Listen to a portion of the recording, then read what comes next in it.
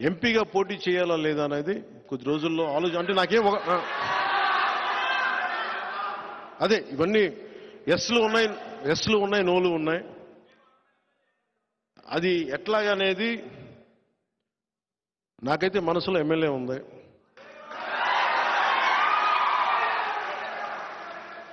అందుకని నేను దాని మీద ఏం వ్యాఖ్యానించట్లేదు. పెద్దలతో మాట్లాడి నా నిర్ణయం చెప్తాను వాళ్ళకి. ఈ వైసీపీకి నన్ను బద్నాం చేద్దామని ఆలోచించే ప్రతి ఒక్కరికి కూడా చెప్తున్నా, భవిష్యత్తులో ఎవరిని వదలం. గుర్తుపెట్టుకోండి. మీరు కాళ్ళ వేళ్ల మీద పడ్డా కూడా నాకు కనికరం రాదు. గుర్తుపెట్టుకోండి. ఎవరన్నా సరే నమ్మక ద్రోహం చేశారా అస్సలు వదిలేదు. జనసేన పవన్ కళ్యాణ్ పిఠాపురం నుంచి పోటీ చేస్తున్నారు.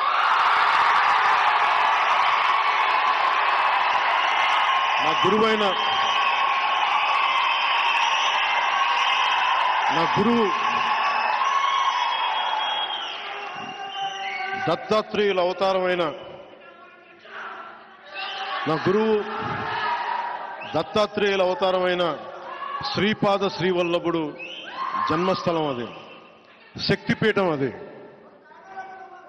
అక్కడి నుంచి పోటీ చేస్తాం.